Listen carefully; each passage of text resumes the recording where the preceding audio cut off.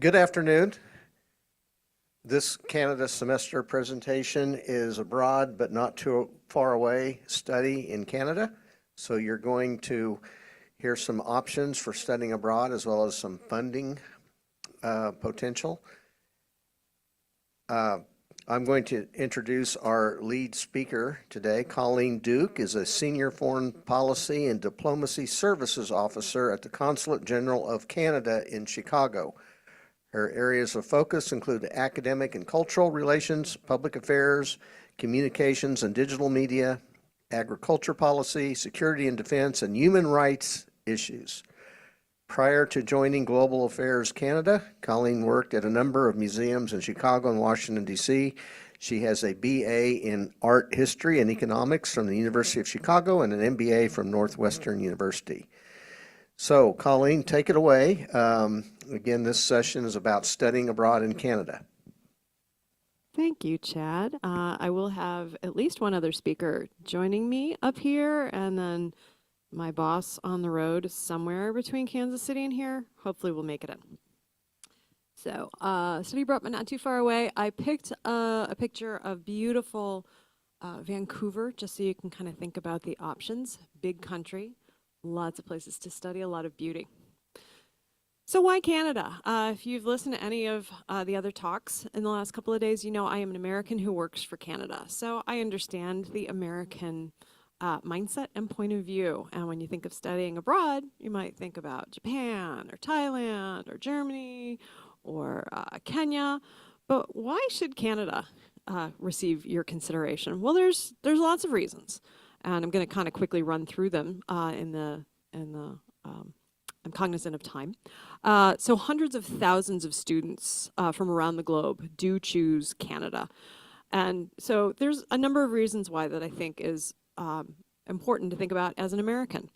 So first off, it's an international experience. So you're in another country, you might be dealing in another language, depending on where you choose to study. The culture is different. Canada and the US are very similar in many ways and very different in lots of ways as well. So you do have that experience of being abroad, being around different people, different viewpoints. But the benefit is you're not that far from home. Canada is just a couple hours flight. You're not crossing an ocean. It's very easy to go back and forth. There's lots of flights. So you're not going too far in case you want to pop back for Thanksgiving or whatnot. Canada has world-class universities and education available to you. So world rankings, there are 9 Canadian universities in the top 200 globally and 3 in the top 100 globally. So amazing schools. Fields of study, there's over 16,000 different programs across the country. So anything you can think of that you want to study, Canada likely has it to offer, plus a bunch that you might not have ever thought about. It's a valuable degree. Canadian degrees are recognized and respected and valued around the world. So it's not you get a degree from a Canadian university and people say, well, why did you go to Canada, or what is this school? They are known schools, and it's known that the graduates from these programs are outstanding students and scholars. Excellent quality of life. Canada is a great place to visit and live. It's multicultural, it's diverse, it's inclusive. It's high quality of health, high quality of environment across the board. When international rankings come out about quality of life in various countries, Canada is always in the top 10, sometimes in the top 5, depending on who's bopping around up there. I mentioned diversity. The student population of Canadian colleges and universities is incredibly diverse. I mentioned hundreds of thousands of students come from around the world to study in Canada, and that doesn't even count the Canadians who are studying there. So in Canada, there are 250 different ethnic origins and 200 languages spoken. There's 70 Indigenous languages spoken. There's other international students. So you never know who you're going to be in the classroom with. And that brings that diversity of opinion and viewpoint that you might not be able to achieve at a US university because people are from everywhere. When you're studying in Canada, even as an American, you have the ability to work. You can work up to 24 hours a week while you're in school. Internships and co-op programs are available to you. and it gives you more options for your future after graduation. So you'll gain all this experience at a Canadian school. You'll be studying and living abroad. You'll be building your network of friends and business contacts, work contacts from really around the world as well as Canada. And then as an international student, you are eligible for a work permit automatically when you graduate. So what you can do with that is you have 2 countries to look for a job in. So you can come back to the United States, continue on, or if you decide Canada is where you want to be, you can stay up there and you have that option without having to go through the government paperwork. And lastly, it's an adventure. It's stepping out of your comfort zone and doing something that many people might not consider, and that just broadens your world and your worldview. Colleges and University of Canada, I love maps. There are 100 public universities in Canada. And then if you count in the colleges and institutes, that's another 213. Now there is a difference in Canada between universities and colleges. Here it's pretty much the same thing. But up north, universities typically offer the full range of undergraduate and graduate degree programs all the way up to doctorates. They focus on academic and professional education. Colleges provide diploma and certificate programs, some degree programs.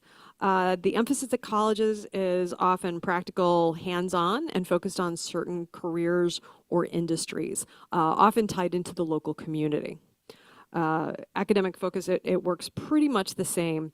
The duration of programs, as you would imagine, the universities, the time it takes to achieve those degrees takes the same amount of time. Colleges, because the programs are a little different, sometimes it's a shorter time that you're in school to achieve the certificate or the degree you're going for. I brought my pile of handouts. Before you go, I have a big fold-out map of Canada with all the colleges and universities on it and their websites. It's always good to visualize, at least for me, especially when you have the United States at the bottom, so you can figure out where everything is relative to each other.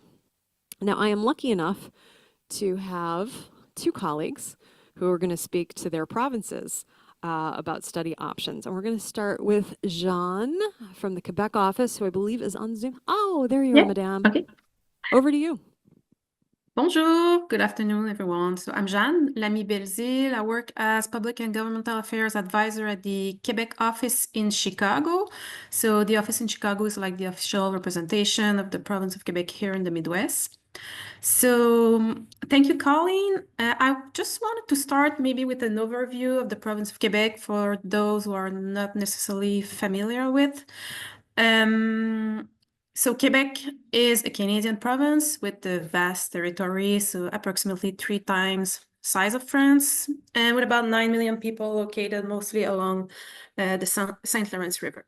So Quebec population is about a quarter of the Canadian population. So as you can see on the map, there are like 2 main cities in the province, I would say. So Montreal, which is the largest city, the business city, and Quebec City, which is the capital of the province, more the administration city, where all the ministries and the parliament are located. Maybe you can change the slide, Colleen. So the specificity about Quebec is this is a French-speaking province where about 80% of the population is French-speaking.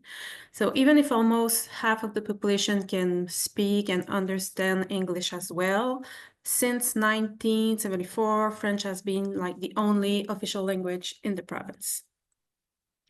So Quebec has the distinction of being unilingual at the provincial level, but bilingual on constitutional and federal level, since Canada is a bilingual country. So French and English are official languages in the country.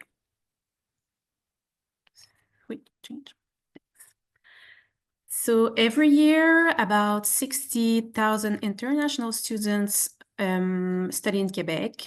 The number of international students in Quebec has doubled in the past decade.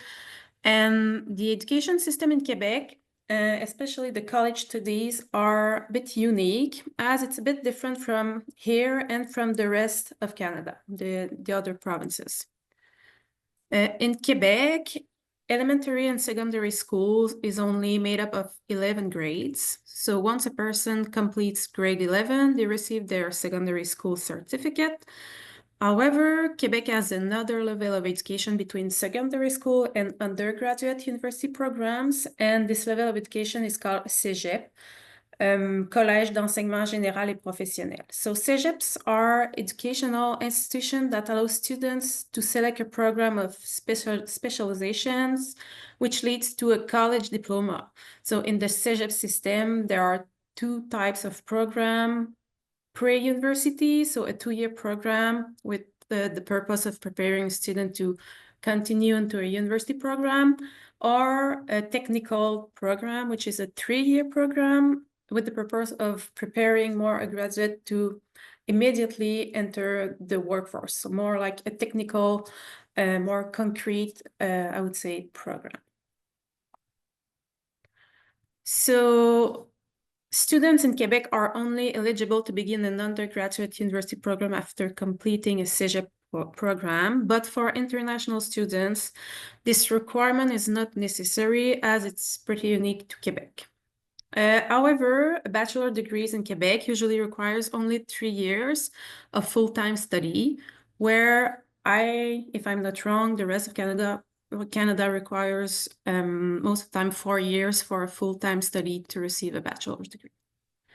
So here's a map of all the universities. Actually, there are 18 universities in Quebec across the province with more than 3,000 university programs, half of which are at the master's and doctorate levels. And I think it's also pretty important to mention that 15 of the 18 universities are French-speaking universities. And the 3 English-speaking universities are Bishops, Concordia, and McGill.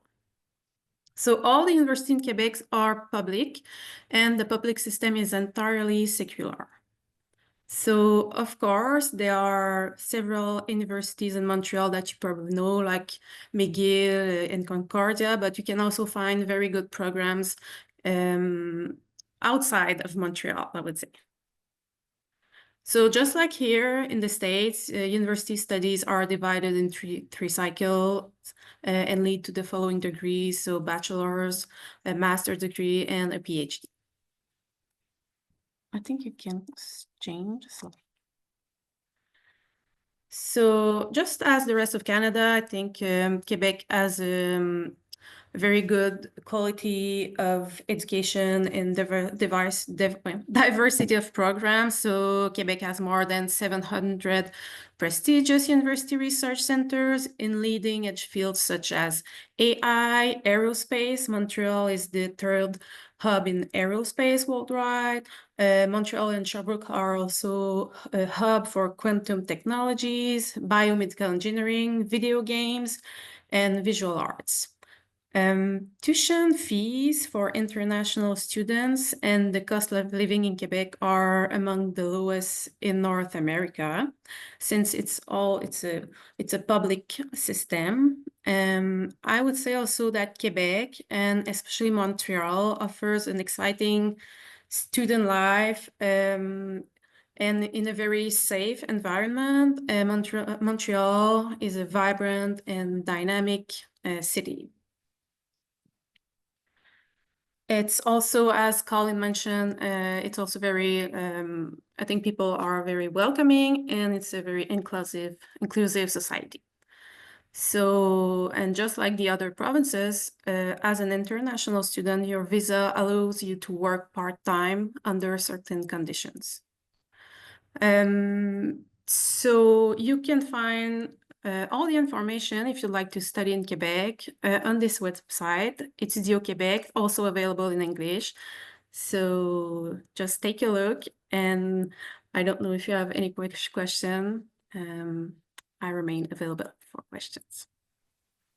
Thank you, Jean. We'll take questions at the end. I am going to hand the microphone over to Earl Provost to speak about Ontario education options. Great. Thank you, Colleen.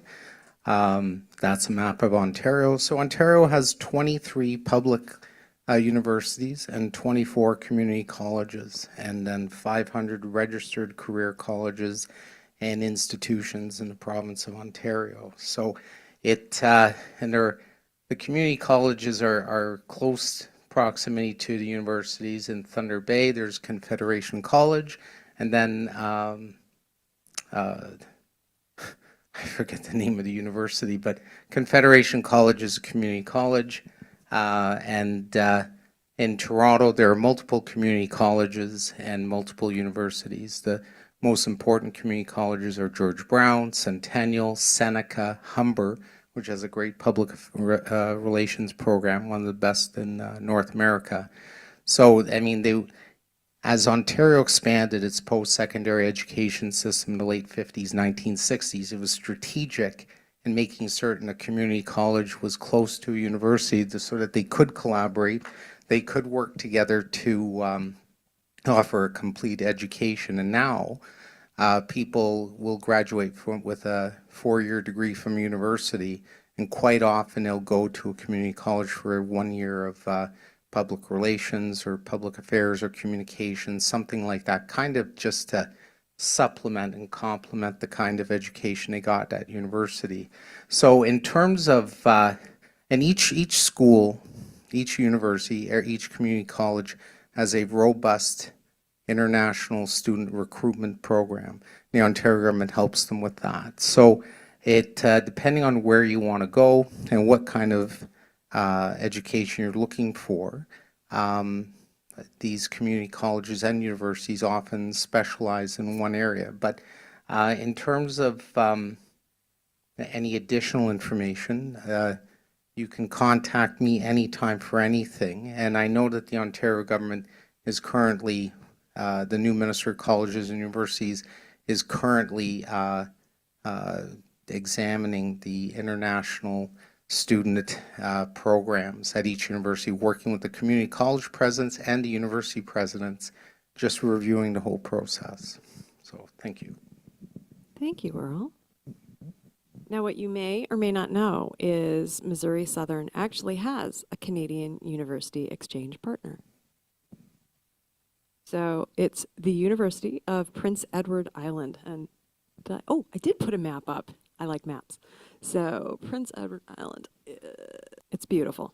The university is located in Charlottetown, which is the capital of PEI, population 52,000 people. So I think that's similar to how big Joplin is.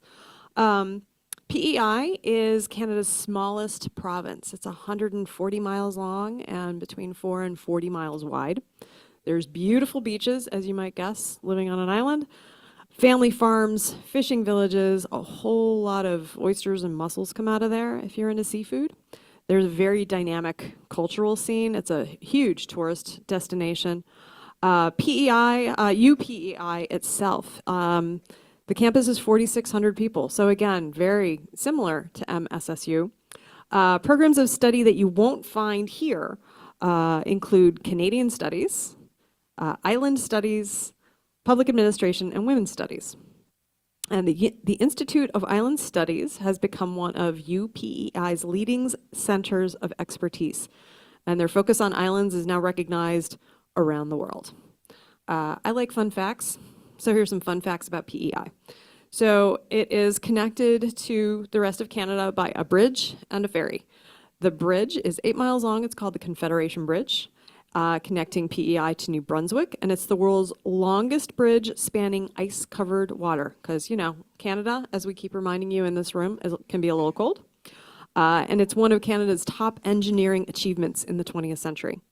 PEI, as I mentioned, produces mussels, more than 40 million pounds a year. Delicious. It also gets 1.6 million tourists. Told you it's beautiful. People like to go.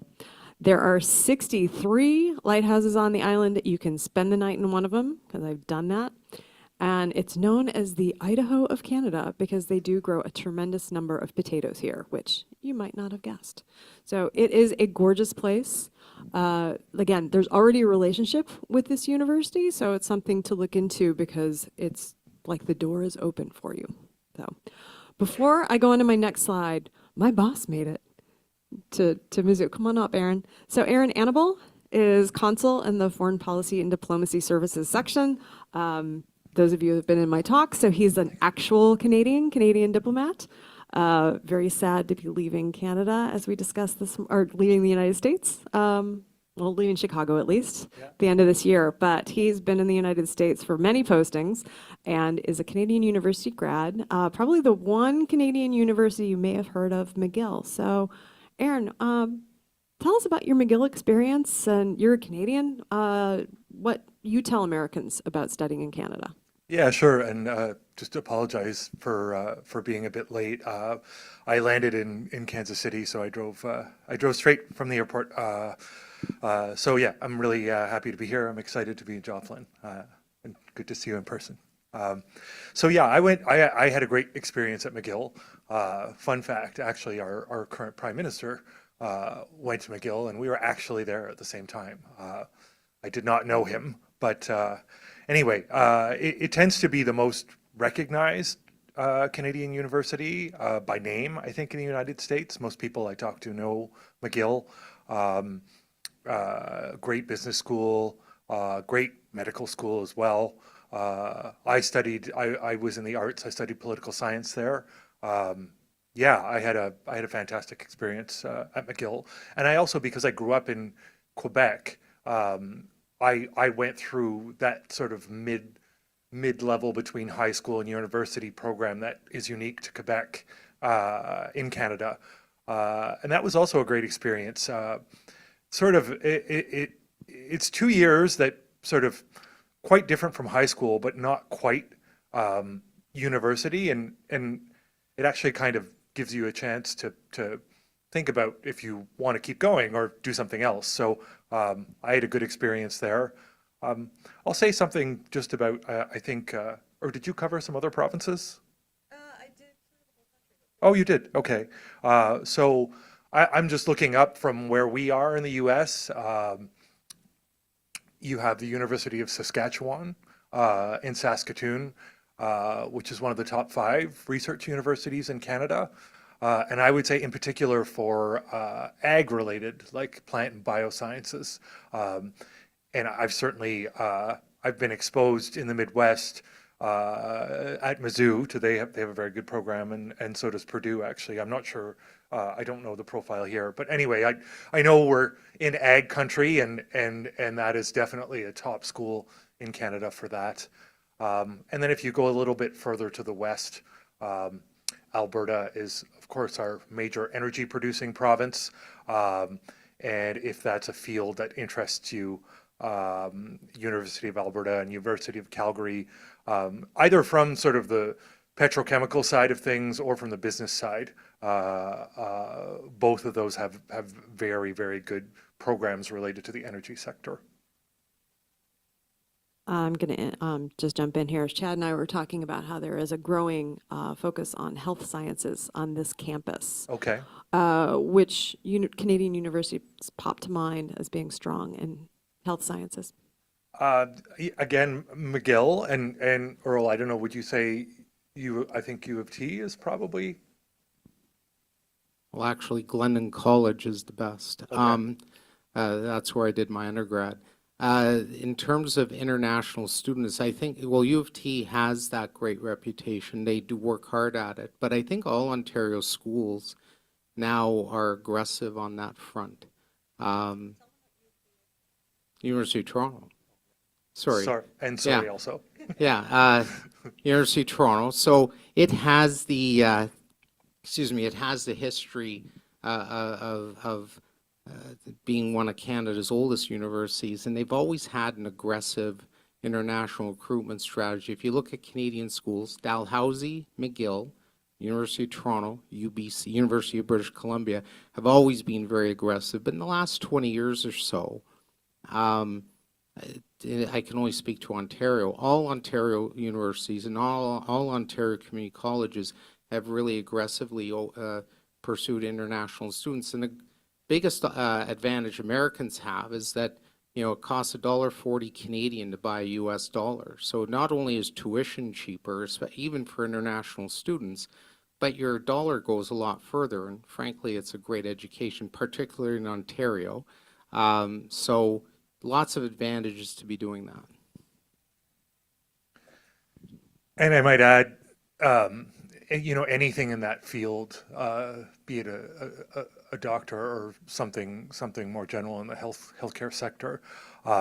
Bit of a crunch right now in Canada. We have a shortage of doctors and we have a shortage of healthcare sector workers.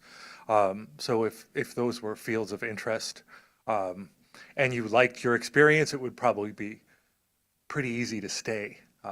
Yeah. Jean, do you have anything to interject on the healthcare front on behalf of Quebec?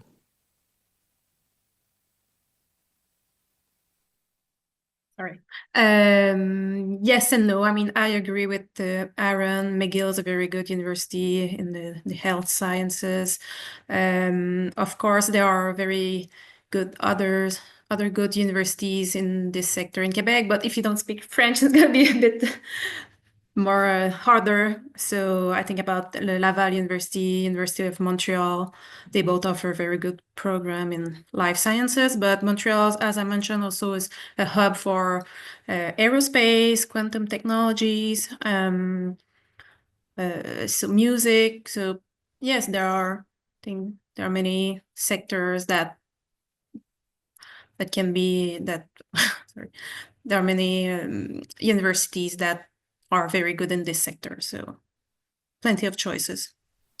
Maybe one thing I'll add, and I know about this because a good friend of mine from McGill did this. He's now a doctor, but he studied medicine at the University of Manitoba. And once you get into the northern part of Canada, like I'm talking above the tree line, there is a very acute shortage of healthcare sector workers. And what he did residency way up north in Manitoba, working mostly on reservations with Indigenous communities, where there are a lot of challenges actually. And he got either most or all of his tuition covered. All you have to do is agree to put in a certain amount of time up north, basically. And actually, it would be a very, very unique experience, I think, to do something like that. Great, thank you for that. All right, I'm going to, oh, Earl? I just want to add to what Aaron said about about doctors being recruited to the north. So I know in Ontario, in addition to that, the Ontario government provides additional incentives to locate in the north or relocate in the north. So lots of opportunity there for anyone in the healthcare field to get a great education and then get additional benefits to being in Northern Ontario.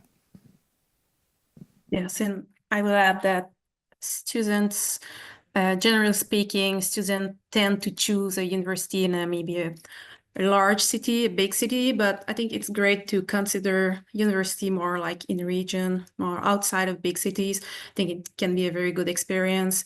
And there's often a lack of workforce. So after when you graduate, I think it's easier for you to stay and find a job, and it's a good experience to discover something outside of the traditional big cities. Great, thank you all. Let me advance my slide. Here we go. So we threw a whole lot at you. I mean, talking about an education system across an entire country is a lot. This website offers the opportunity to explore Canada virtually. So EduCanada, this was put together by Global Affairs Canada, our boss, and they have online campus tours, there's searchable databases, there's information about the financial component, because I know that's a huge part. So in general, Canadian tuition is less expensive than US tuition. As Earl mentioned, that can vary widely with the strength of the US dollar versus the Canadian dollar. And I know the US dollar is quite strong right now, which basically puts things in Canada on sale, for lack of a better term. So there's international student tuition, which is comparable to what you pay for public universities in the United States, state schools. There's also a variety of programs to help support study abroad. There is a dedicated Fulbright Canada office and programs that go all the way down to undergraduate, which is fairly unusual. Actually, I don't know any other country that that Fulbright does it for, except for the United States. I can also tell you that I hear from the Fulbright people that not a whole lot of people apply for Fulbright Canada scholarships, and that would help support your study in Canada. So that's absolutely something to look into. Just like in the United States, schools have their own scholarship programs. So there's some that are available from the federal government. And then as you drill into the schools, there's different programs available. So it's kind of like the puzzle that we put together in the US, that you kind of see what's at the schools and the various specialty tracks where there might be funding there. But you're not looking to have as much money as you might have to study in the US, just because the finances are very different in Canada. So this site, Earl wants to jump in. Yeah, I just want to add to that. In Ontario, got a more established network of universities like Queen's and Kingston, Ontario, University of Toronto, Western University, McMaster and Hamilton, long established universities with various scholarships and other programs that I don't know the details on, which is why I would like, if you have any questions on Ontario schools, to just email me directly and I can get you the information or contacts that you would need to get additional information. The newer network of Ontario schools like Brock University in St. Catharines, Ontario, York University in Toronto, Toronto Metropolitan University, they don't have the same kind of long established scholarships, but they still have programs. Everybody has programs to help international students and recruit international students, because they need the student population too. They want a diverse student population and graduate population. So I think it depends what you want to do or what you want to study, where you want to go to school. And like Lakehead University in Thunder Bay, the name was on the tip of my tongue earlier. They're very aggressive in recruitment, international students recruitment. They have great programs as well. So it depends on what you want to study and where you want to study, and then we can go from there. Anything from you, Erin? You're good? You're good. Okay. Let me flip. I do have, I think I mentioned it before, so because I do like maps, I do have this big fold-out map. It has EduCanada's website, web address on it, all that information. And I know there's going to be some questions, because there always are. I'll just give my final word as the American speaking to you. Earl just named a bunch of universities. Once again, when I started in this and before I was really focused on the academic, I had heard of one Canadian school, and that was McGill, because there's a whole lot of Americans that go up there. And I was from the East Coast, and that's where a lot of the students come from. There's a wealth of opportunity and universities across Canada. And just because you've never heard the name, doesn't mean they're not good. Doesn't mean they're not outstanding globally.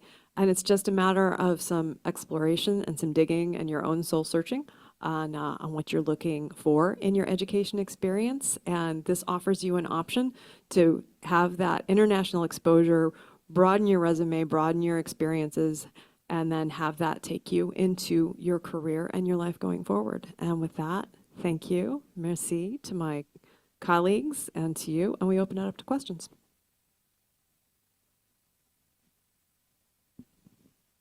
So we actually have more people watching on Zoom than we do in the audience here. So if you're on Zoom and you have a question, you can type it into the chat box, and I'll come over and read those to our panelists. Thank you for mentioning the agreement with the University of Prince Edward Island. Missouri Southern students would be able to pay Missouri Southern tuition and not UPEI tuition. And so all of your financial aid would still apply. You would pay UPEI for your room and board, which is very similar to what Missouri Southern charges. And so it's a great cultural experience. Lobsters, all the lighthouses you mentioned, the ocean, Anne of Green Gables, the Lucy Maud Montgomery classic. It's a big part of their tourism industry there. Longest bridge in North America. Yeah, what, 8 miles? And I have driven over that bridge and then taken the ferry out to, I think, Nova Scotia. Was that right? Is that where the ferry goes? Yeah. Hector, do you have a question? Let me give you the mic here. This is actually for the three of you. You mentioned about there are many international students over there in Canada, in your universities. Like, what's the composition of which countries? Like, for example, here at Missouri Southern, what we had a lot are Nepalese, Japanese, Koreans. In your universities, what will be like the composition of the international group?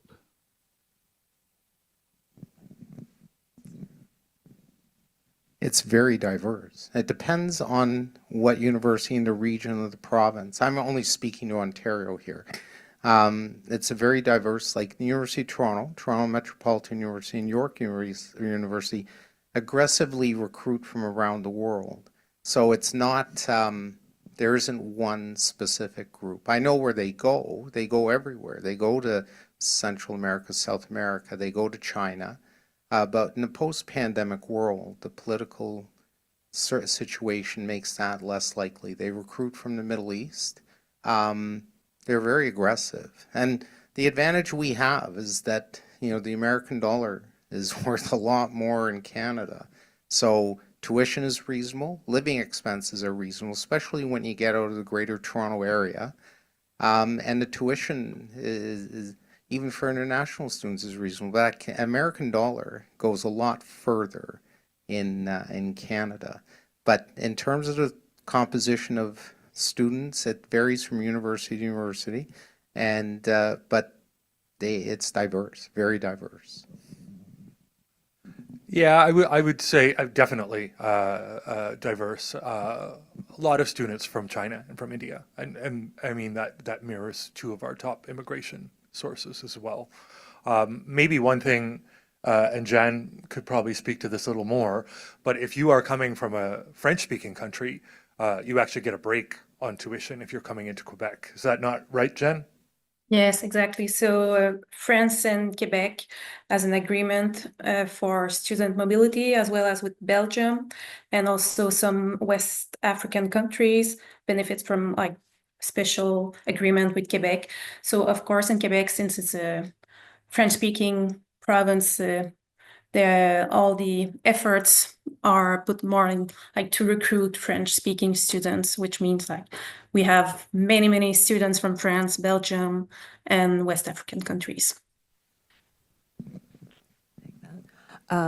I used to be on the education marketing file, which means I went to like college fairs and I was with the other, like everyone was representing one school and I represented a whole country. So it was a whole different conversation. But I got to know a lot of the Canadian university recruiters. And there has historically been a lot from China, a lot of students coming from China and India, but there's growing numbers coming from Central and South America. There's a lot more recruitment and more visits down there to speak with students. Africa's another one. International students have been, you know, kind of moving around. Indian students were going to Australia quite a bit for a long time, and then it shifted to India. But there is more of a hemispheric focus that I've seen in South Central and North America as far as the student mobility. Thank you so much.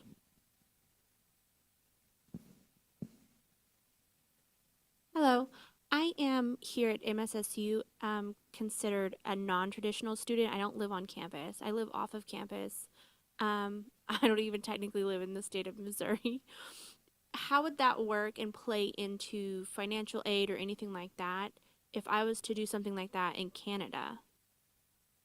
As far as living in the States and studying in Canada, or? No, like Tricky. finding somewhere to rent in Canada, not living on campus, but still going to university. How would that affect financial financially for me?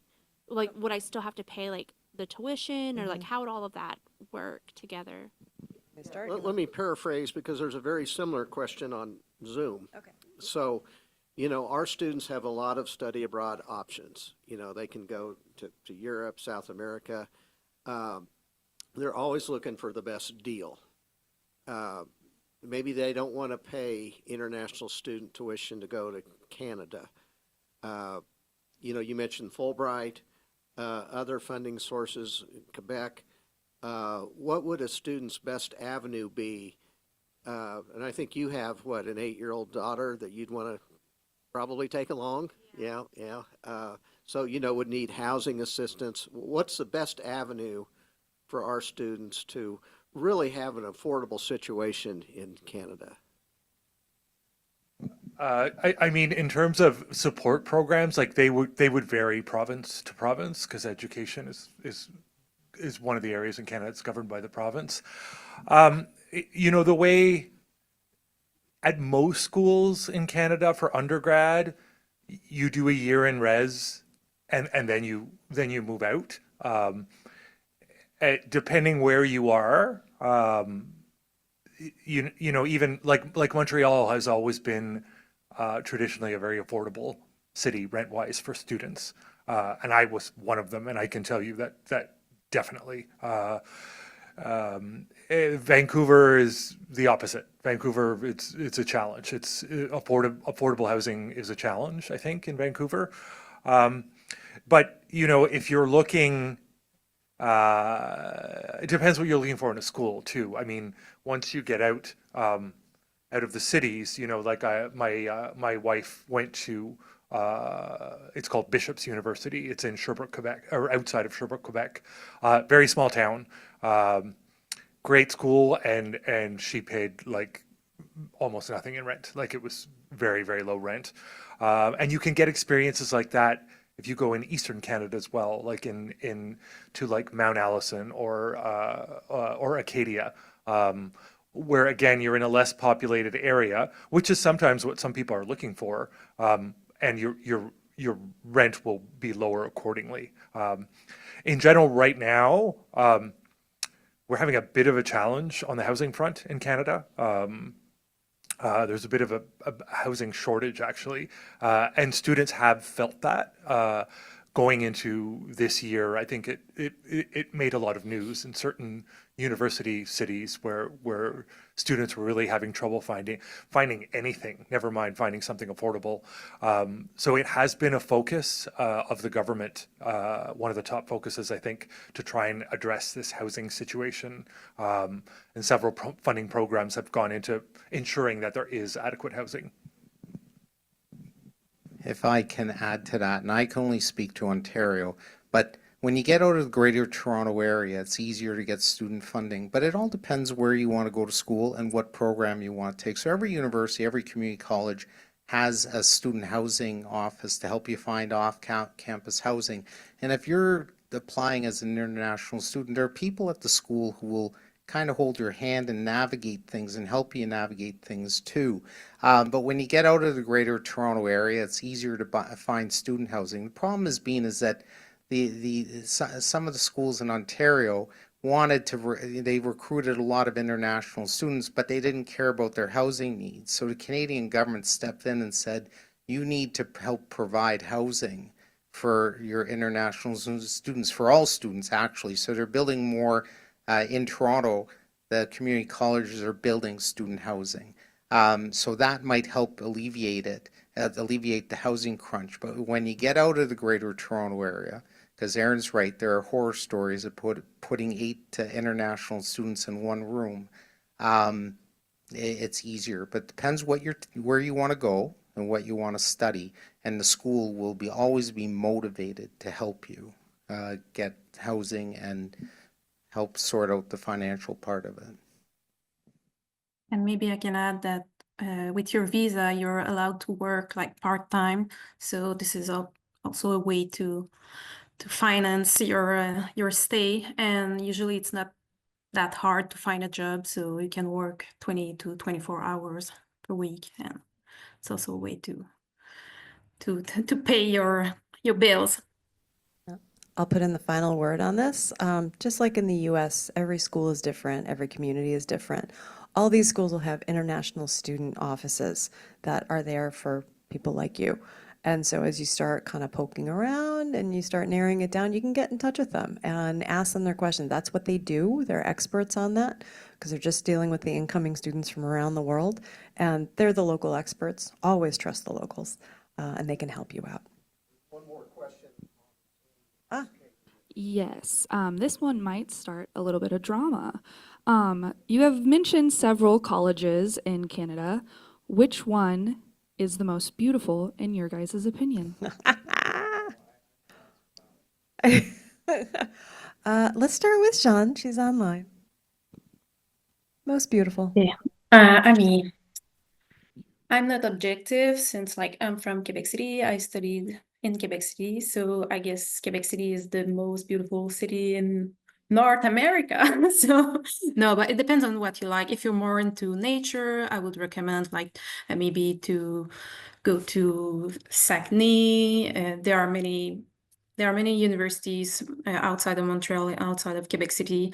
But I know that Montreal is a very popular destination. So it's very dynamic. There are many museums, and about it's like nature is not that far from the city too. So I don't. It's a tough question.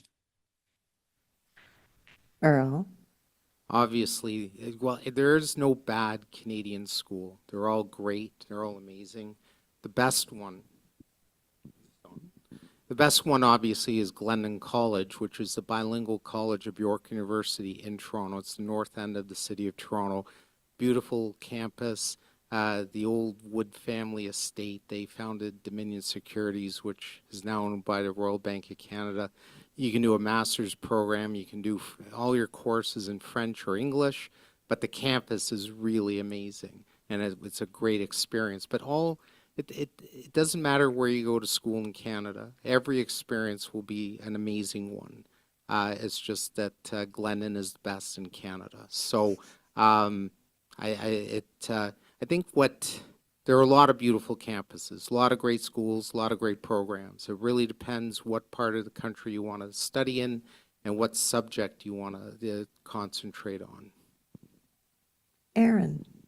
So I won't pick my alma mater, which is a beautiful urban campus. My vote would be for University of British Columbia in Vancouver. You are right on the ocean, and a lot of people know about the beauty of Vancouver in general, and UBC is really just epitomizes that beauty. So that would be my pick. And the American's going to take the final word. If I knew then what I know now, and I could do it all over again, I would pick UBC. I would go to the University of British Columbia. My life would have taken a very different track. It's gorgeous. Vancouver's amazing. International students, Hector was asking us about that. You have a lot of students coming from Asia there. It's Pacific Rim. Incredible food city, and that's what drives my world. So yeah, if I hit the reset button, that would be mine. I'm also a city person and an ocean person, so it's perfect. And I think we're out of time. Thank you all so much for coming today. Be sure you get a map and come up and chat with us if you have any questions. And thanks to everyone online. Thank you. Bye-bye.